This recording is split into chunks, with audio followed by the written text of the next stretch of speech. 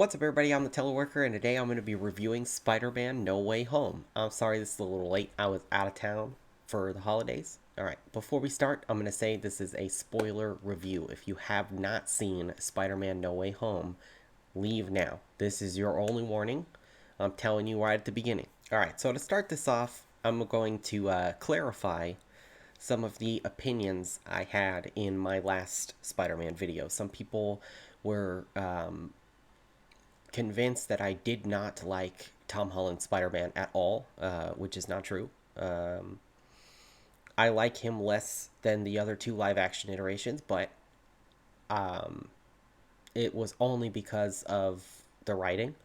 I think that Tom Holland is a great actor, and I think he fits the role really well.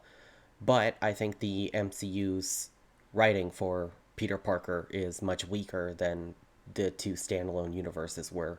But that's just my opinion. If Tom Holland is your favorite, that is perfectly fine. Now, um, No Way Home fixed a lot of my complaints about his Spider Man, and I know I'm not the only one who felt that way.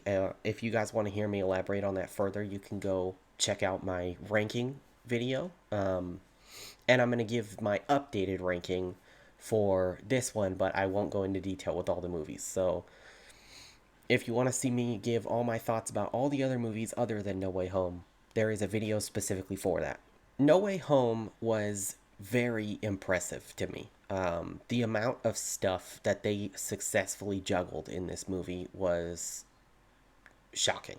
I was among the people who was excited for this movie, but a little afraid. I was worried that we were going to get the Spider-Man sequel curse, where they add way too much shit going on, and it goes horribly. Thankfully, Marvel has learned to juggle tons of characters without trashing the movie storyline. So I was very happy with this movie.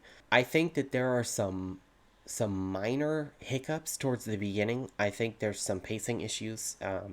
It kind of jumps around really fast at the beginning. I would have liked some scenes to be just a little longer. It felt like a lot of stuff was cut very short at the beginning. Specifically with the first big surprise of the movie, Charlie Cox's Daredevil. There was an article with Tom Holland a while ago that had said that there was a whole scene of him and another superhero sitting at the table with Happy and Aunt May, which is that scene, but they discuss what it means to be a superhero. That was not in the movie at all. So I'm assuming the scene was a little longer because it kind of just cuts away in the middle of their conversation. It doesn't feel like the scene was complete, which I'm sure was for time. I don't think that was necessarily the movie's fault. But I'm just using that as an example. There are a lot of scenes that feel very rushed at the beginning. In my opinion, the second half of this movie is perfect at everything about it. I love all of the other big moments towards the end. I love all the villains. I love the way they handled all the villains. I love the way they explained why the villains are there.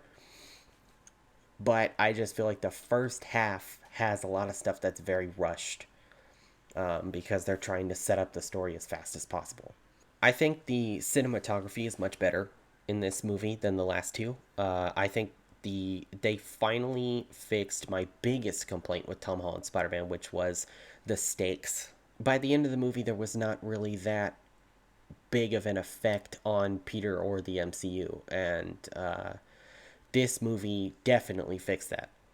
And you can really feel the growth that Peter has gone through throughout the MCU. I just saw the movie a second time while I was away for the holidays, and I will say, at first I was kind of iffy on the Aunt May great responsibility scene, but I ended up really liking it the second time. Ultimately, I really like that they finally gave him that moment in the MCU. That was really good to me. The reason I was unsure if I liked it or not was because they kind of completely ignore Ben's existence in this movie other than the other two versions of Spider-Man. Obviously, they mention Uncle Ben, but Peter doesn't mention Uncle Ben even when they do. So it almost seems as if Uncle Ben died a long time ago in the MCU and that it has no effect on Peter at all and that he just doesn't care. Like, I don't know if that is their idea, was because they waited to use Aunt May for that. That that was their whole plan, was that they were just skipping Uncle Ben entirely. But that's not the movie's fault. The MCU overall chose to skip Uncle Ben, so they had to find some way to finish his arc. I think the comedy in this movie is far better than the last two. It's not even close, in my opinion. I think there's still some stuff like the Flash scenes that feel real kiddish and kind of don't really stick that well, in my opinion. But the rest of the comedy throughout the whole movie, I really liked. I liked the way all the characters played off each other. I liked the way the villains interacted with each other. I will say though that Lizard was pretty much the only villain that I was like, why is he here? Like, he doesn't really do anything in the whole movie, and he just, I don't know, something about the voice acting. If you go back and watch Amazing Spider-Man 1 and then watch No Way Home, it almost sounds like he's playing the character entirely different. Like, his voice sounds kind of different. He's not as creepy or serious.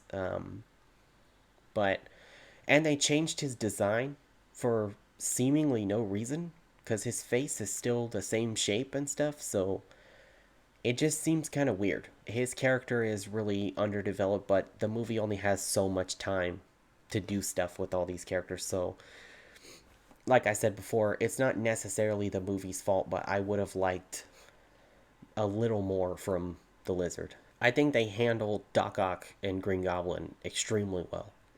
Green Goblin specifically, Willem Dafoe is terrifying in this movie, and it's exactly what I wanted from him. He, I predicted a lot of the stuff that happened in this movie, but it still played out ways that I didn't think it was going to happen. I liked that it subverted my expectations, despite the fact that I had guessed that Aunt May would die and things like that. But the way that the scene actually played out, and Willem Dafoe's performance and Tom Holland's performance, by the way, in that scene specifically, was phenomenal. I really liked Tom's acting in this movie. Like, he really stepped it up for this one. I liked MJ a lot more in this one, and she seemed more like a genuine main character this time. The last couple movies, she was more like comedic relief, but in this one, I really liked the direction that they went. And Ned too. Like, he was not even close to my favorite parts of the Tom Holland movies, but seeing his relationship pay off the way it did at the end of the movie, when they're kind of crying and they do their handshake one last time and hug, that was really cool. I really liked that scene, and I think that Ned was much better in this movie. I think MJ was much better in this movie, and their relationship with each other was great in this movie. In the last half of the movie, which in my opinion is where the movie goes from like good to perfect, is like the turning point from when the tone shifts and Aunt May dies. That was when the movie was like, holy fuck, like, this is not like the last two. This has stakes, this is dark, this is real. Like, this is changing everything. I was excited as a Spider-Man fan because I knew that this was going to have huge payoff by the end of the movie, and it did. The emotional scenes with Tom Holland in the rain were fantastic. The cinematography of him standing in front of the big screen while Jameson is talking about how horrible he is, and that like weighing down on him in the rain, was amazing. I loved everything about that.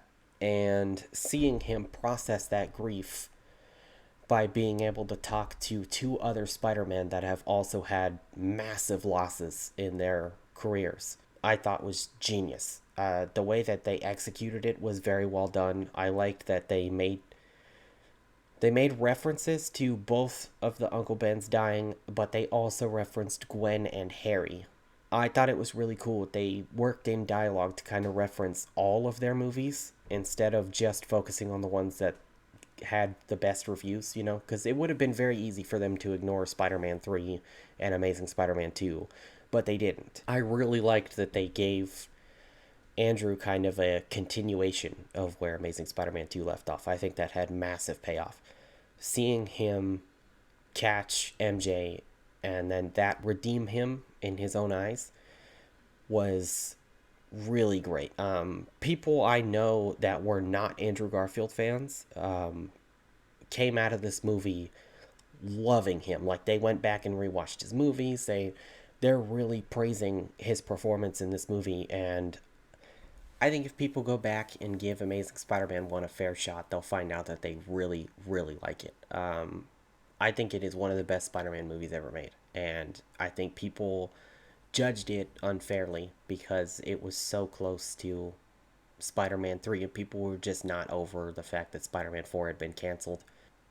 I think that Toby Maguire's redemption in this movie was fantastic. I really liked that they have that little line that lets you know that him and MJ made things work, that they're still together, things are happy in his universe, and I thought it was really powerful when he stopped Tom Spider-Man from killing Green Goblin. When he caught the glider, it kind of, in a way, it was almost him redeeming himself for allowing Norman to die in the first Spider-Man movie, and that he was willing to take that in the same way that Harry took that for him. And I thought that was really cool. I also really liked that he served a big role in pushing Peter towards the right direction and making him a more responsible Spider-Man, and making him realize that it's Spider-Man's job to just save them. Not all of them are evil just to be evil. Pretty much all of Spider-Man's villains have some type of tragic backstory. It was really cool to see that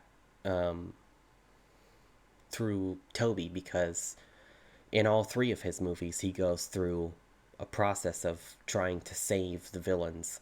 Ultimately, a lot of them die, but they weren't because he killed them. It was because he failed to save them. And so he knows, better than anybody what that guilt feels like. So I really liked that they had that in there.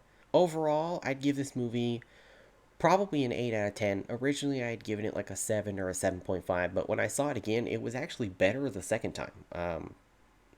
And I really enjoyed it. I'm probably actually going to see it a third time. But I may actually put this one in third.